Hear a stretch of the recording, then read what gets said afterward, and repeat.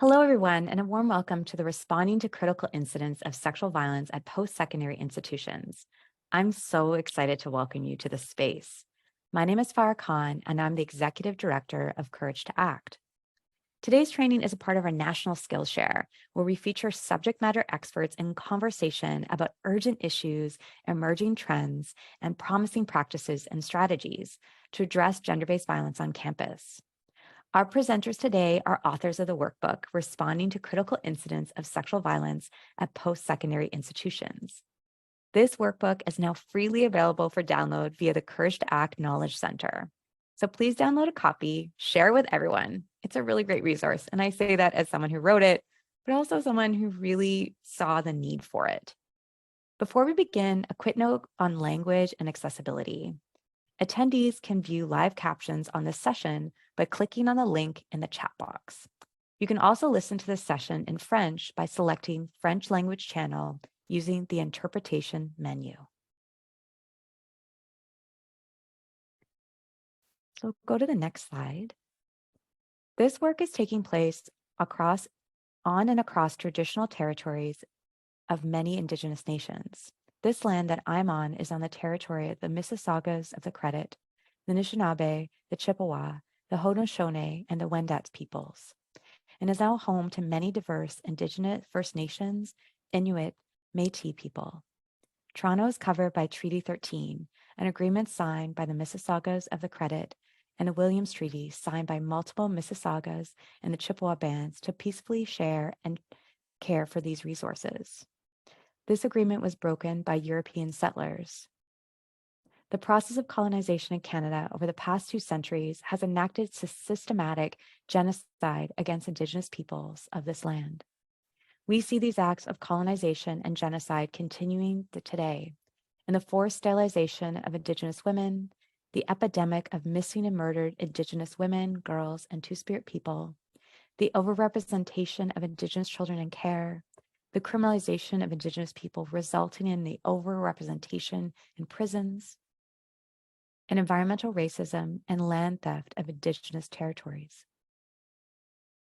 As we come together to respond to the experiences of gender-based violence, we must acknowledge that this is a decolonial struggle.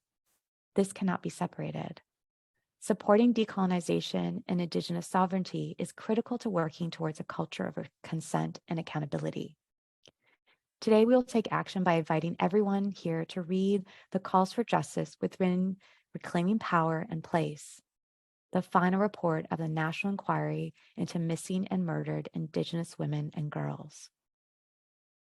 You can download the worksheet on your institution, how your institution can answer these calls to action through the link in the chat.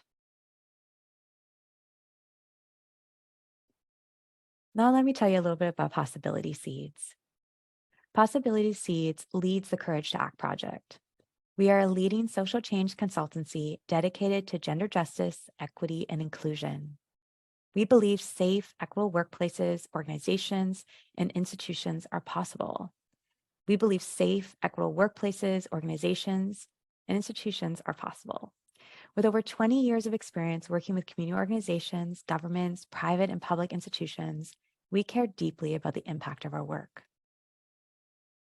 Currently, we're leading Courage to Act, which is a multi-year national initiative to address and prevent gender-based violence on post-secondary campuses in Canada.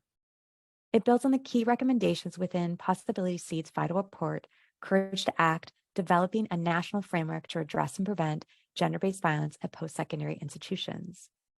Our project is the first national collaboration of its kind to bring together over 170 experts, advocates, and thought leaders from across Canada to address gender-based violence on campus. I want to take a moment to also acknowledge our funders. Our project is made possible through the generous funding and support from the Department for Women and Gender Equality, or WAGE, Federal Government of Canada. Today, especially, we're going to be talking about a subject around crisis on campus around sexual assault. This can bring up a lot of feelings. This work is hard. And for many of us, including myself, we hit burnout, or we are really tired and exhausted and traumatized in this work. And so make sure that we take care of ourselves when we're having these conversations. If you have a glass of water beside you, make sure you have it in your hand. Make sure your feet are on the floor and make plans for after the conversation. You matter in this work. You're precious and we need you. One of the things that you can do, we have a self-care section on our Skillshare webpage. You can visit our self-care room by visiting the link in the chat. Speakers-wise, I'm really excited to introduce you to all the speakers today who I have been working with for the past 5 years on this project, and they're wonderful. So Deb Eerkes is the Sexual Violence Response Coordinator at the University of Alberta and the co-lead of the Courage to Act Reporting, Investigations, and Adjudication Working Group. Amal is the Equity, Education, and Services Coordinator at Carleton University's Sexual Assault Support Center and the co-lead of the Response and Support Working Group for Courage to Act. And Sarah Scanlon is a longtime gender justice advocate who's currently the Associate Director, Sexual Violence Response at Wilfrid Laurier University. And my name's Farrah Khan. I'm the CEO of Possibility Seeds, the Executive Director of Courage to Act, and the co-lead of the Response and Working Group at Courage to Act. So now let's get into the conversation. So one of the things that we really saw when we brought together this group, and I will tell you that this guide took us a long time to even come to what we now see, because there was a lot of conversation in our group. We took time to say to each other, what do we want? And we created something completely different and then said, actually, that's not going to work. Let's do something different. And kept having conversations, kept building. And I think, as Sarah said, this tool is ongoing. There's still things we want to keep adding. I think every time I let Deb touch it, she adds more. It's great. But one of the things that we talked about is what happens to our institutions, to us, when we hear about a critical incident. So a story goes viral on TikTok because they talk about being sexually assaulted on campus. A faculty member is stalked and harassed and sexually assaulted in class, or someone puts a note about a varsity team committing sexual assault against multiple students. We go through the same things that we talk about. We go through flight, fight, or freeze. We go to that place of feeling immobilized sometimes by it and wondering, okay, what do I do? We feel overwhelmed as an institution. Or we go to that place, okay, we got to fix it right now, and everything has to happen right now, right now, right now. And we're left with not having a plan and can feel like everybody's doing that in that moment. Whenever I talk to sexual assault survivors, I talk about the normal things that come up for us around sexual assault. So shame, blame, fear, and guilt. And I feel like those feelings also emerge when we witness collectively harm. We can feel like that. So we came together as a group, and I also want to acknowledge Dawn McDermott, who is also from Wilfrid Laurier, who was one of the co-authors, that we came together and had conversations about how do we attend to shame, blame, and fear? How do we go from a place of being frozen when these things happen as a campus community to a place of being proactive? And so we really looked at a tangible guide that was proactive to look at this issue. And that's the conversation we're going to have today. Want to go to the next slide? So we're going to talk about 3 areas: before an incident, after an incident, for, during, and after an incident. And in each one of them, we created the 5 C's: convene, collaborate, coordinate, communicate, and care. And we're going to take time, and each of us are going to share kind of our most important salient pieces we put in there. I really want to emphasize 2 things that are in the guide that I really appreciate. We went from a framework of support first. And what does that mean is that oftentimes when we hear large conversations about sexual violence in the media about campus, people go to a place of, you got to report, people got to come forward and report to the police, people got to do this, they got to report, we got to adjudicate this. And what we say actually is support first, from a place that people that have been harmed get the support and care they need, have a place to get compassion before we move to a place of adjudication investigations. Because the thing is, if we know, the research shows, if you go to someone and say, tell me everything that happened, and start investigating before they're in a place where they feel safe, they won't be able to give you the information that you need. So that is our methodology throughout and the framework that we use. And we really talked about principles of this work, how we talked about inclusivity, we talked about accessibility, transparency as a part of that. So you'll see each of us talk about that piece, but support first was an overarching framework that we all said that was really, really important. I'm going to go to Deb first to talk about your favorites, because Deb, this was your section of love. I feel like you were in there saying, okay, let's get this. Thanks, Farrah. Yeah, and I think you'll see in the guide that the before section is the very longest section. There's a reason. You want to plan so that when something does happen, you've got a plan in place. Everyone knows what they're doing. So I think that's, even structurally in the guide, it reflects what you should be doing on your campuses to start thinking about these things. And again, that support first role is so important. It's important to articulate the post-secondary role as support first. And so that people remember when an incident does happen, they're not thinking about policy enforcement. They're not assisting the police in criminal investigations, and they're not themselves trying to investigate what happened. They are supporting. But it's so one of the things I really wanted to talk about is when police are involved in critical incidents on campus. This happens quite often. So recognizing that the police could very well be involved in a critical incident and planning for that. So anticipating the harm that could come from having the police on campus and having measures in place to support those affected. And when we talk about those affected, we're talking about not just the survivors, but witnesses who are being interviewed, those in the community with a history of experiencing experiencing or witnessing police violence, such as members of the Black, Indigenous, or other non-white and non-gender conforming communities. We want to make sure that when they see the police on campus, they have the support they need.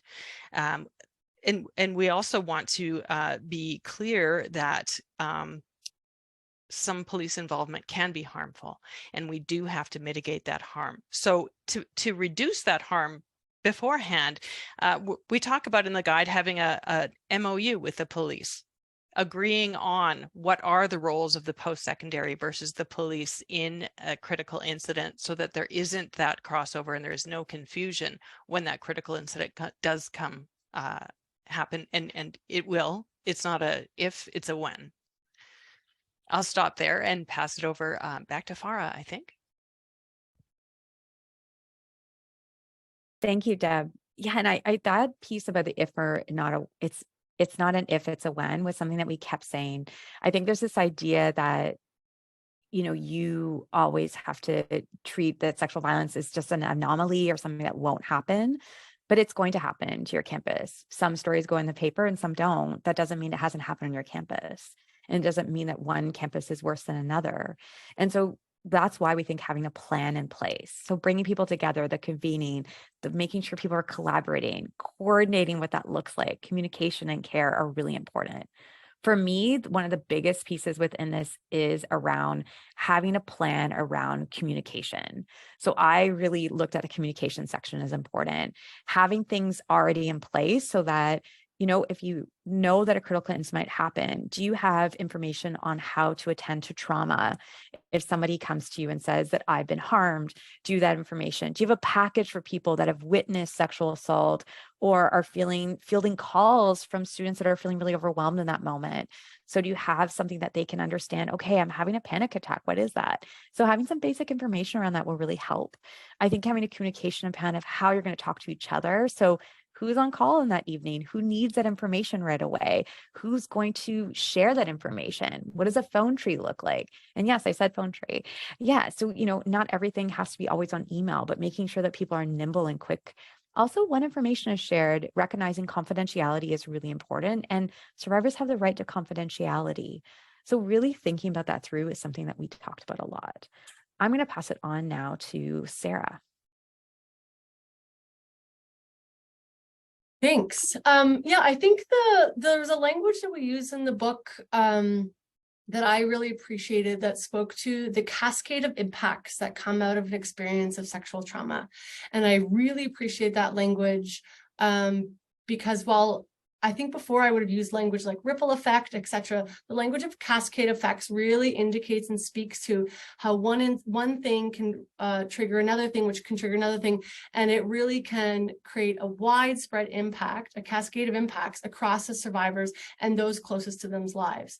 And so for this reason, I really adamantly have pretty strong feelings about the role of the gender-based violence or the sexual violence office within the critical incident team, because it is their job to be doing needs assessments, to be doing systems navigation and reflection, and being able to map out all the different ways that incidents like these can impact a survivor's lives. And that is their job normally. That is all casework. That is what we should be doing in sexual violence response work. But when we look at critical incident, what starts to happen, because they're higher profile, there's much more involvement from different offices, there's higher risk, and risk can mean a lot of things. It could mean risk around increase of escalation and harm, or it could mean media risk or litigation risk. All of a sudden, other needs start to move up the hierarchy of importance, as opposed to the cascade of very, very significant life-altering impacts that the survivor is having to manage, as well as their caseworker. So it is really critical that direction is being taken from the gender-based violence or the sexual violence office to ensure that the, as Farrah spoke to, those really quick fight-flight response, got to get stuff done, very reactive responses on the institution to frankly cover our own asses a lot of the time, isn't happening at the cost of trying to manage and respond to and support the survivor around the very real harms and impacts that are showing up in their lives. And so I will say over and over and over again, like, how are we looping in the gender and sexual violence office? How are they taking the lead? How are we getting a better sense of the needs from those folks? How are we communicating with them? You know, whose voice is representing? These types of things are really, really critical. Because what happens is, particularly when we have people who are newer in positions, they're really reactive. Whereas if you look at the gender and sexual violence office, this is what they do. They full-time are responding to these types of harms. And yes, there's other types of increased pressures, but we still need to be centering. Our job is to respond to the cascade of impacts of survivors, because they are at the center of the harm. Thanks, Farrah. As you can see, we are very, this is such a big, broad conversation, and we're very invested in this. Amal, can you come in? I know you really and I went through a lot around the before around how to ensure that people are working together. Yeah, thank you, Farrah. And, you know, we had a lot of conversations on, you know, when we're thinking about having a plan in advance, who is going to be around the table to support the deliverables or the objectives of that plan. And making sure that sexual violence offices are not the only ones making sure that the plan is being executed. And also making sure that, you know, this work isn't going to fall within a sexual violence adjudication committee within a post-secondary institution. It's really going to be much more broader. So we're going to need to have different expertise and different perspectives on the table. Maybe that will look like having student affairs or a student conduct office. You'll probably need your communications office, like what Farrah was saying. Communications is going to be a really big part of this plan. And I think things are going to evolve. And those are the conversations that we had when putting this guide together, is that the situation is going to evolve really quickly. You might need to call other offices or additional offices to come and support you. Maybe you'll need to have human resources if you have employees who are impacted. You might need to get support from unions as well. You'll probably need support from the financial aid office or potentially academic advising when we're talking about care and support, which we'll talk a little bit about later on. So making sure that all of those pieces are reflected on and addressed before is really, really critical. And when you're thinking about who you want at the table, also ensuring that there's shared values or even guiding principles around this work, because some of this work might be really new. Maybe you haven't worked very closely with your media relations team or your communications team. I think the reason why we put this in the before is, you know, trying to be really intentional with those relationships. So again, we don't have sexual violence offices creating communication plans or doing media briefs and, you know, working Saturday afternoon to try to like scramble and put this all together. Yes, Sarah. So really trying to be intentional in the before section as to who do we need at the table and how do we make sure that everyone feels equipped to get this done in a way that doesn't cause harm. And it's done in a way where everyone is very clear on their roles and their responsibilities. Thank you, Amal. Exactly. And that's why having an RCI team, even before an incident happens, is what we really encourage with this. And this guide really is about bringing those people together from very different frameworks. And I think that's great. Like, as a sexual person who works in sexual violence, I'm not going to be an expert on communications. I need the communications expert there. I need security there. I need people that are senior administrators there so that people can have that conversation beforehand and have a plan in place. And that's why we really see it as.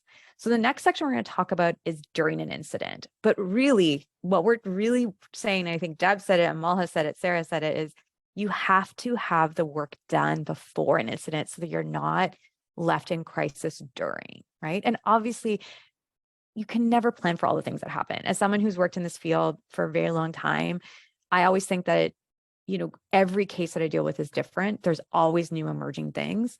But if I have some of the baseline things together, then it's easier for me to attend to the challenges. So in the first kind of part that I would kind of go into around during is around communication, ensuring again that you have that communication plan and you have the skeleton template that you've done before. So now you bring it into life. Who are you going to communicate with? Who needs to know information? And really recognizing there's senior leaders that need to know. There's the survivor, the witnesses, the families, those people you have to communicate with, and also having communication with the broader community. And transparency is a part of that. People want to know. At the same time with that, I think we do have to talk about respecting survivors. And there's only so much information we can provide in a way that doesn't harm a survivor, because in the end, there is a person that was harmed here. And sometimes there's such a push for transparency that it actually hurts the person that was harmed and doesn't give them the right to autonomy or personhood. And so we really think that communication is a big one that I see as it. Deb, what was for you the big part in during an incident that you saw? I think I want to reinforce again the need to understand the different roles. And so again, if the police are on campus, absolutely, we need to make space for them to do their job, which is to investigate or manage a crime. Our job then as the post-secondary is support first. And so we want to acknowledge the police presence. We want to let them, help them as we can in terms of access to buildings, but we're not going to try and do their jobs for them. And so we want to make sure that, again, support for those who might be traumatized by either the event or a police presence is really important to keep in the back of our minds. Crucially, I think the thing I want to say the most is that this is not the time to think about investigating or laying charges under policy or any of that. This is the time to just manage the crisis. And then afterwards, you can talk about things like policy enforcement. So for me, Farrah, I think that's the most important piece during.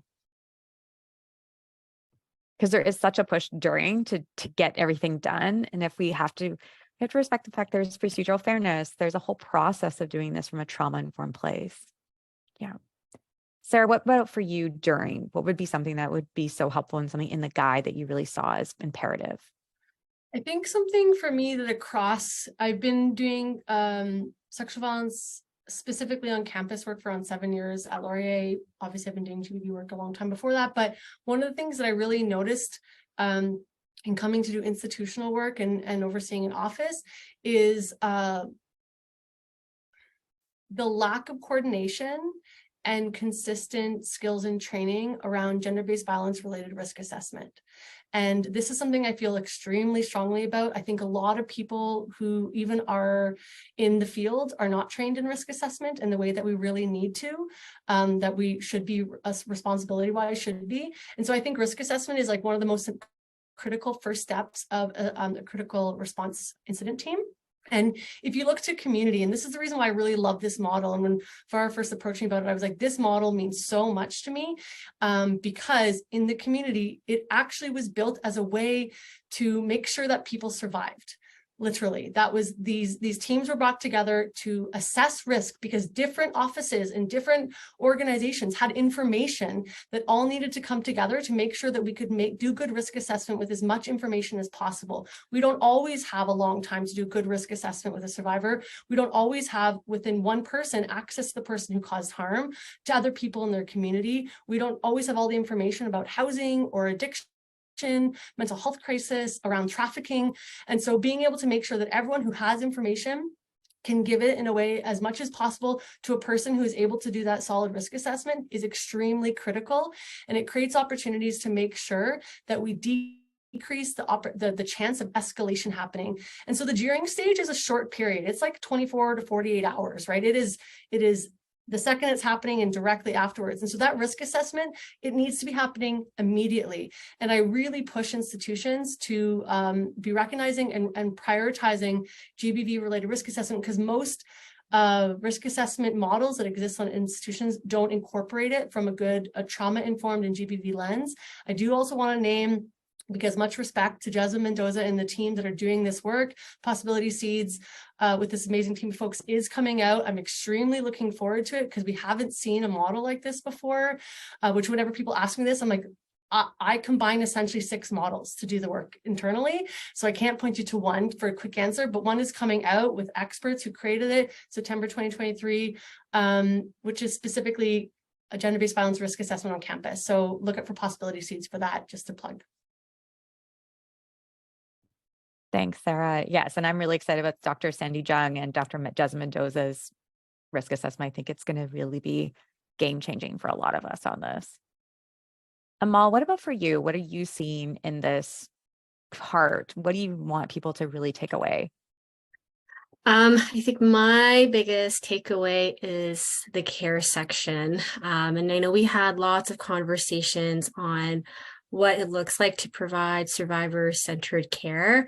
And I know we even kind of expanded that in the during section of when we're thinking about care and support, we also have to think about first responders who are usually caseworkers. We have to think about witnesses and like the broader community, potentially friends, families, loved ones, and certainly employees as well, faculty and staff who have been impacted as well. So trying to take an approach where there is wraparound care, and maybe that will look like workplace supports or accommodations. It can certainly look like academic accommodations, and Possibility Seeds did just release a toolkit on academic considerations, which could be really helpful on thinking about all the different supports that students and survivors might need. And also thinking about, folks who have caused harm as well, and ensuring that they're connected to trauma-informed supports too. And one takeaway that I had during for this section is really ensuring that caseworkers and frontline staff are supported, because this work is already difficult. When we're talking about critical incidences, when we're talking about a crisis, these are situations where if there's not already burnout, staff members, frontline staff can reach a point of just pure depletion. So really making sure that supports are available to staff members. Maybe that will look like, stepping away for a little bit. Maybe that'll look like looking externally. What is in my community that can support if I don't have the right enough resources on my campus? So thinking about, do we need to have supports from our local rape crisis center, our sexual assault support centers? Do we need to contract additional counselors to provide the support? But really making sure that, the frontline staff are feeling cared for, because when we're thinking about critical incidences, we're also thinking that this work is going to go beyond the Monday to Friday, 9 to 5. This work is going to be a lot of evenings and certainly a lot of weekends. So we don't want to reach a point of burnout, and we certainly don't want to reach a point of, feeling depleted in this work. I really appreciate you naming that, Amal, because I think that was something we heard time and time again from people. When the critical incidents occur, so many people in roles that were the frontline workers, because they were providing the support for so many different people, themselves were not given the support that they needed. And so really ensuring that there's different groups of folks that are given that care. And we in the guide really talked deeply about what that could look like, talking also about even before, in the before section for the RACI group, to do self-work as a member of it, to think about, okay, what are things that are going to bring up harm for me or bring up trauma for me? What are ways I can attend to it? What are the support systems that are going to be put in place for the RCI team as they're managing a crisis? What is the care that's going to be put in place is really critical. So thank you for naming that. Okay, we're going to talk about the next section, which is after. And this section, I will say this, when we were putting this together initially, we were just going to do before and after. And then we split up into 3 because we did actually see the importance of naming the work that needs to be done after an incident as separate from during. And some of those really clear things was care for us and really attending to the impacts of trauma. I think for a lot of institutions are talking about mental health, but it hasn't extended enough for me to go to a place of saying, are we committed to creating trauma-informed institutions, education environments? What would that look like? And when it comes to crisis incidents, when we don't have that in place, lots of people don't have the language to understand what's happening for them. So you might send multiple emails asking why something's not being done, not realizing that that's your trauma response because you feel overwhelmed about what's happening. So the part that I really thought was important in this section was around care. What did care look like? And making sure that there was private time, not only for the survivor, because absolutely they need that care and compassion, and for the person who's caused harm, absolutely needs that support, but also for the people in the broader sense. So family members, we had so many family members come to us after a critical incident in crisis and worried.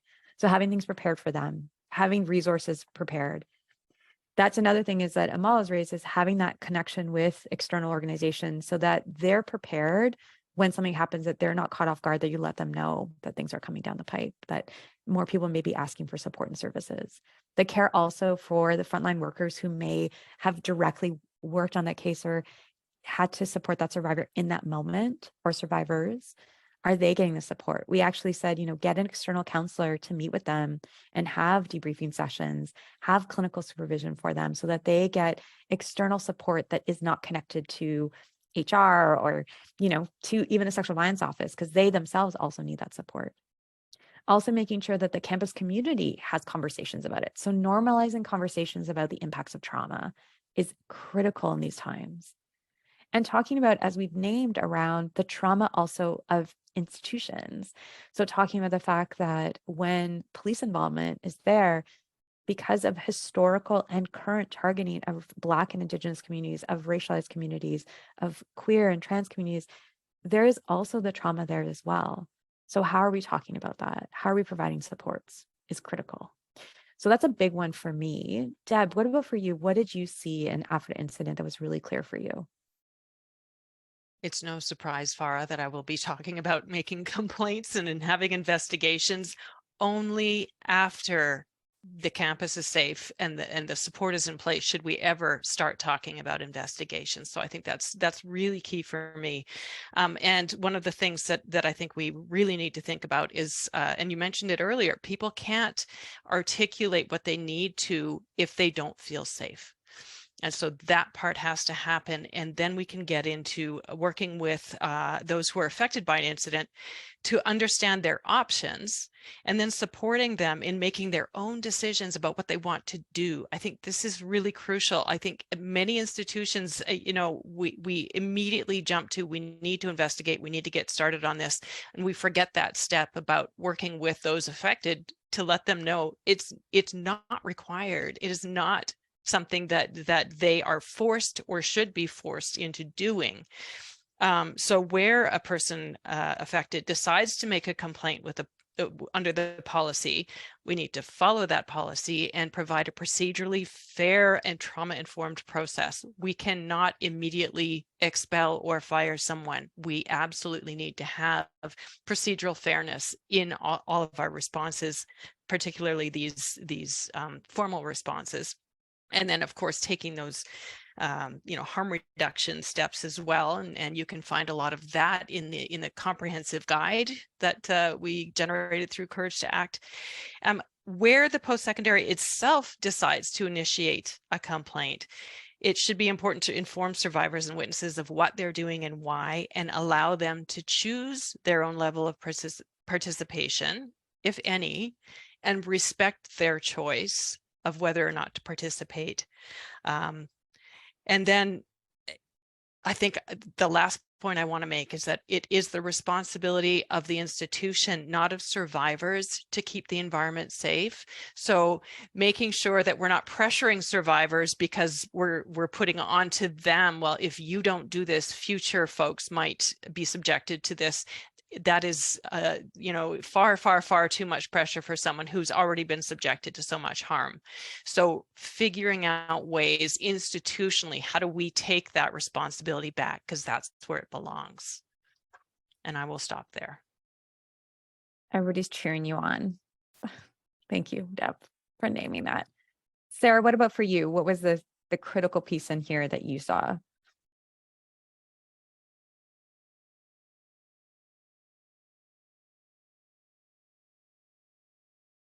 Sarah's just unmuted. Sorry, something was hovering over my microphone and I couldn't remove it, and it was an X. So I was nervous just to hit the X in case I just technology, Yeah, I think something for me, I think actually this whole section felt really important to me, because I think the process of this is where we should be really slowing things down. This is where we should be staying in communication, which is where we start checking in our work should be really important. And one thing I want to name, and if folks know me, they'll know that this is something that I want to bring up a lot when I'm working on institutional universities around GBV, because I think that historically there hasn't been a lot of focus on this, is making sure that we're doing really good trauma-informed and violence-informed work with folks who've caused harm. And I think gender-based violence offices on campuses is still pretty new. I think for most universities, it's been under 8 years. For some, it's under 5. And most GBV workers were hired not to work with folks who cause harm. And so what I want to offer is that I think that in the during stage, people have that really quick response of talking to folks who cause harm. And then I'm always like, okay, so how are you continuing that relationship? My opinion and perspective is that every person who caused harm is attached to a case should be getting a caseworker, one who has a really solid understanding of mental health, of anti-oppression, of a trauma-informed approach, about violence. They need to have an analysis about violence and how it shows up. They need to have a good model to be listening in those conversations for how violence can continue to show up, for accountability work. They need to be able to see the humanity of the person who caused harm while simultaneously not diminishing any harm that they caused or potentially caused. And a really good assessment around crisis assessment, always making sure. I want to be really transparent that for folks who cause harm, in particular folks who maybe even didn't fully intend to cause the amount of harm that they did, going through an internal reckoning with themselves is very common, and having thoughts of suicidality is common. And so institutions need to be prepared to be doing mental health work, be doing information sharing, be doing referrals and resource sharing, making sure they're getting connected to supports, both around accountability work, which reach out, there's resources on the Possibility Seeds, Courage to Act stuff around different options around that. But also that person needs to be plugged in. And to go back to my previous point, that is good risk assessment. That is how we make sure that harms don't increase on lots of different levels, is when the person who caused harm is brought in, because we believe in their ability to transform behavior and because they deserve information, resources, and tools.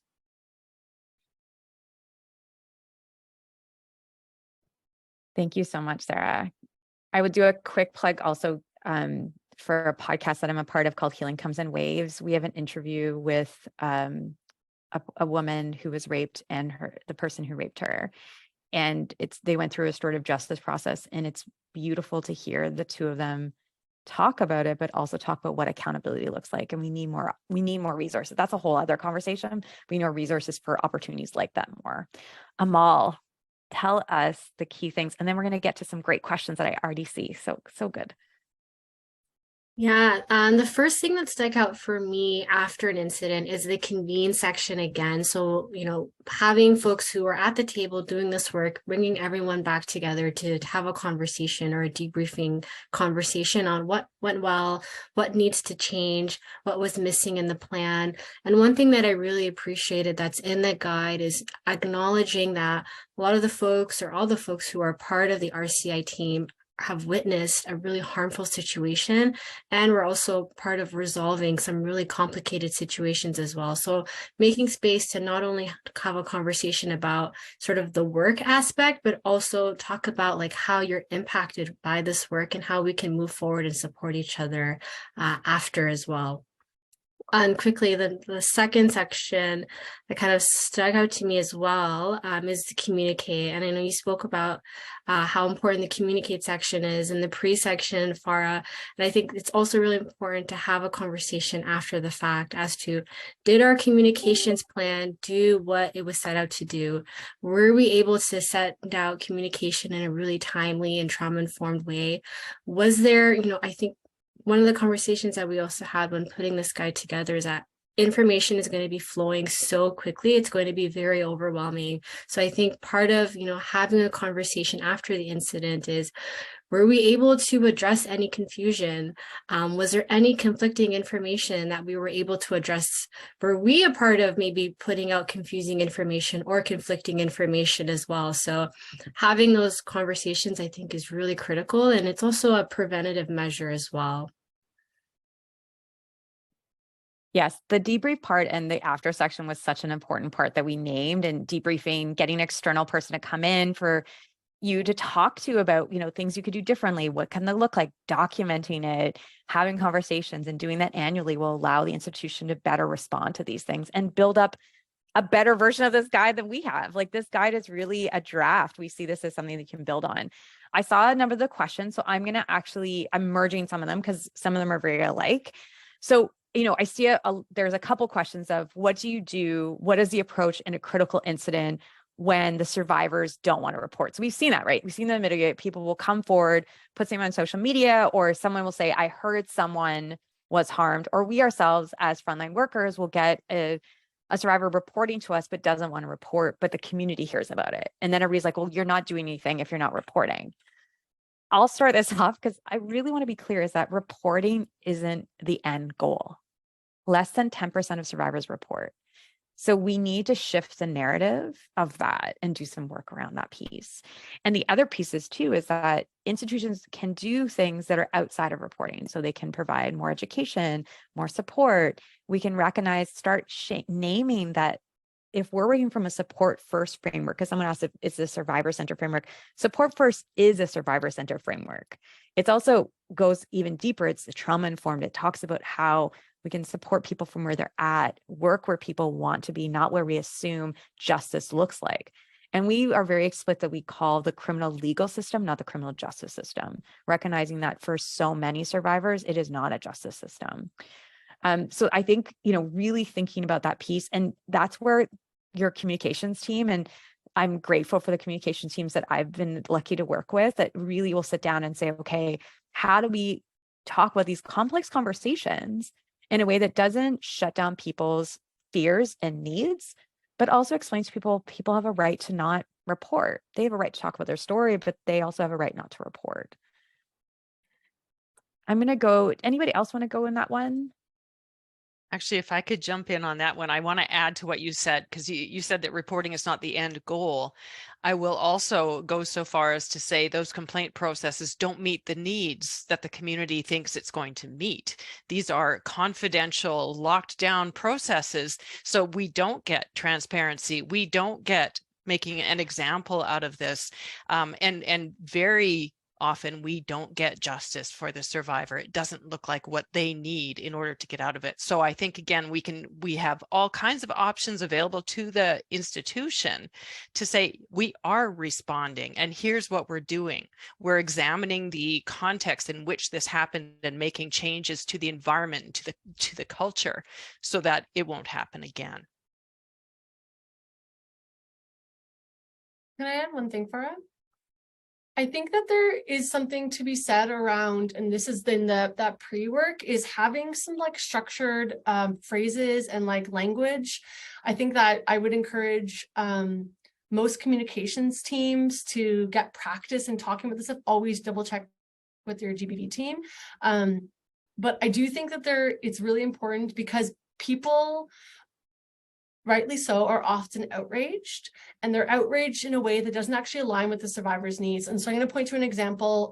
Dalhousie University, significant large case happened, sexual harm across the School of Dentistry, and the survivors, the women who experienced harm, actively chose a restorative justice pathway.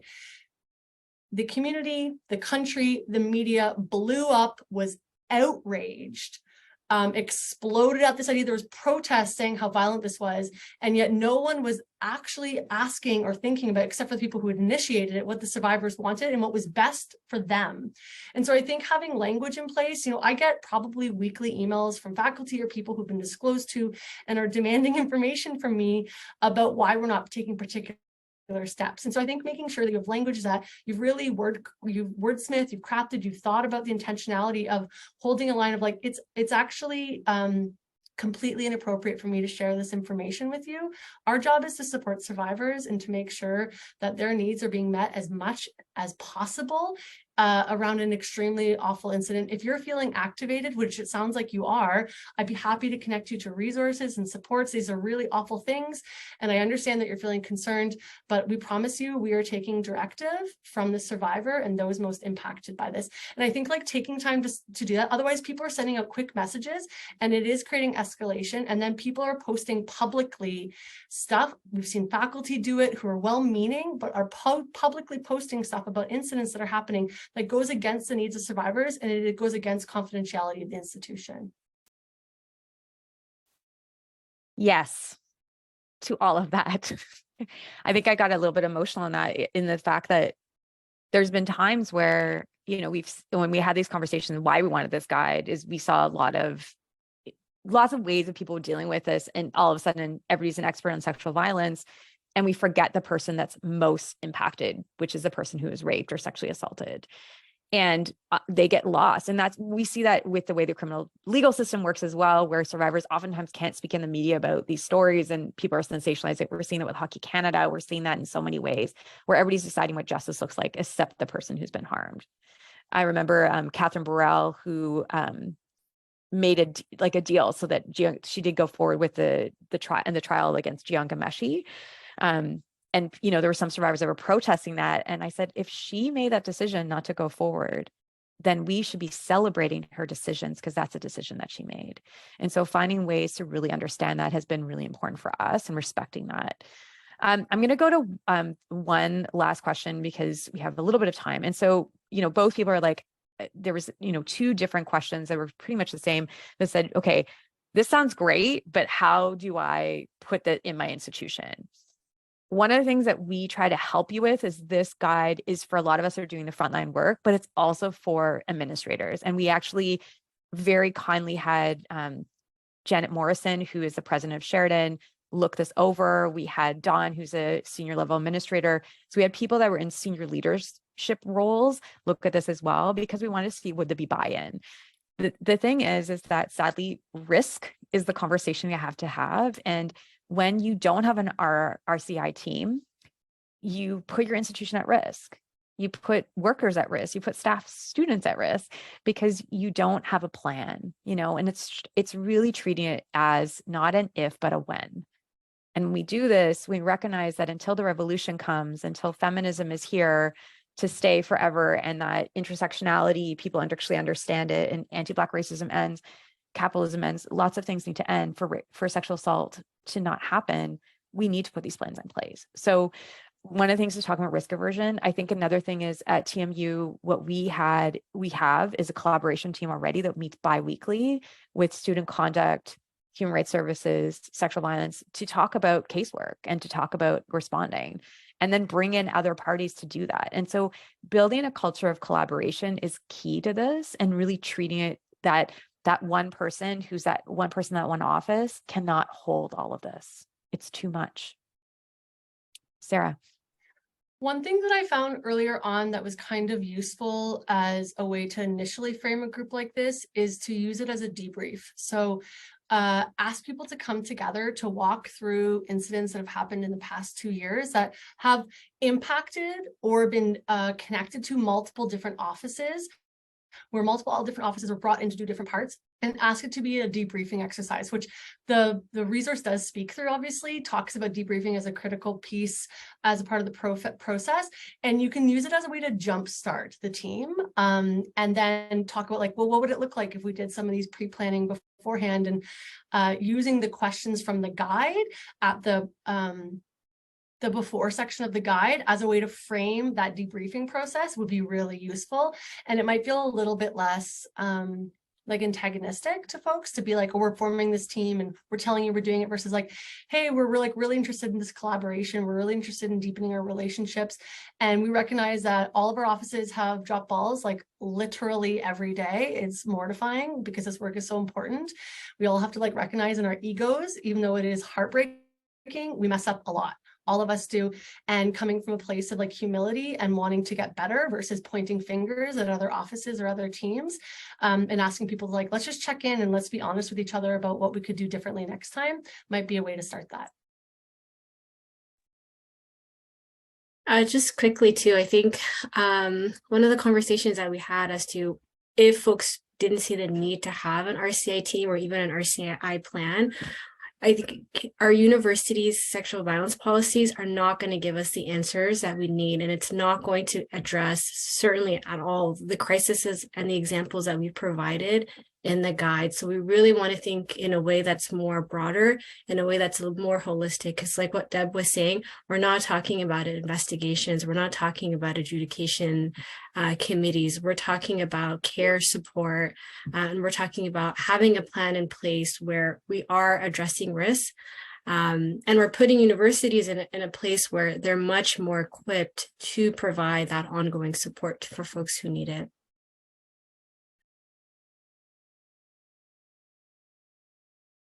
I think that's the piece, is that we need to see this as something that can't be written down in policy, that doesn't have to be an arduous guide. We also recognize that not everything is in this guide right now, that there's things that we miss, there's things that we're not experts on, there's things that we're like, yes, this needs to be in here, but it could be more robust. And it's also that things are hopefully going to change for the better in a lot of our campuses and all of these conversations. It's really, when these crises has happened, we are a community. Sometimes we are the small town in our community. We're the biggest population areas. We are that. And when these happen, it's heartbreaking and it harms everyone. So having these plans in place is about reducing harm. It is about caring for the community. It is not about making things look nice for everybody else outside of it. It's actually caring for people. And that's what we talked about, it being trauma-informed, because we want trauma-informed campuses. We are going to end. Deb, did you want to jump in before we end? No, you're good. Okay. I love that as an ending spot. Thank you. Okay. Can I offer one quick thing, just a reiteration that got named before, but I think that something that Farrah spoke to at the beginning, and I just want to say to come back to, is that this is really hard work. Yeah. It is. It like sits in our bodies. It sits in our hearts. Most of us have been touched by sexual violence in some form in our lives. And so yeah, like take care of yourself, take care of each other. And I feel like this idea that we have to be super hyper professionalized as we respond to these incidents, and then we don't like slow down and check in ourselves and check in with each other. This is hard stuff. And so like, don't over professionalize and don't push down this work, because it's not going to actually serve us in the long run. And I think I just want to reiterate that and hope people will really read that in the book. Yeah, I think the reason why many of us wanted to do this is because these are the times when crises happen, or the times that we remember in our careers, and there's so much heartbreak for ourselves when you're holding a survivor's hand, or you're in a situation where you're talking to a parent that's devastated, or you're talking to a faculty member who is completely activated from witnessing something horrific that they were told. We do this because we care. We do this because we want better. And so we look at this as a draft. So if you are like, you're missing this part, great, we want to hear it. So please send us all those things. We want to know. We want to know how we could do better. I I'm going to just put the slideshows on for just a second to wrap us up, but please, we look forward to emails. We really are humble about this because we see this as a behemoth. It took us a long time to get this together. I wanted to shout out for Jai-Ching Wilson-Yang, who edited this in the most generous, kindest way. Just go to the next slide, and really made us feel safe around it. Do you want to go to the next slide? So I want to leave us with these two quotes, and this is one of my favorite quotes, and it's by Rachel Remen, and she says, "The expectation that we can be immersed in suffering and loss daily and not touched by it is unrealistic as expecting to be able to walk through water without getting wet." So, and really we encourage you, if you're doing this work, the next slide will just talk about this one book that we all saw as the book. So if you haven't read Trauma Stewardship, that talks about trauma exposure response and what happens, so many of us in this space could say, many of these things on this circle, from a sense that one can never do enough, to an inability to embrace complexity, to chronic exhaustion. I'm feeling that right now. Fear, guilt, sense of persecution, disassociated moments. These are what affects people who are doing the work. We cannot say this enough, but we cherish everybody who does this work. It is so hard. The resources are so little. We are going into a recession. Survivors are dealing with the most complex challenges right now that don't have a magic wand to fix them. So we ask you to be gentle with yourselves as you have these conversations, and also be gentle while you're reading this, because it is hard to have these conversations. I'll leave you with our favorite quote by Mia Mingus. It's on our next slide. And it says, "If we're truly committed to ending oppression and violence, then we must be committed to each other. Then we must live out the simple truth that we need each other. We need each other." And I feel like writing this guide, I could not have done it alone. The conversations that we all had together, the hard conversations where we didn't agree or we had different ideas, or we kept busting out with new ways of thinking of this, was an honor. And I want to thank the authors here. It's an honor to work with Amal, Deb, and Sarah, and Dawn. I want to thank Laura, Anuth, Maya, Jai-Ching, Brianna, so many of our team that's been doing the work on this. And I want to thank all the audience here. You've all been so committed to this project. We had some really great people as advisors on this, and just cannot thank the community enough for making this possible.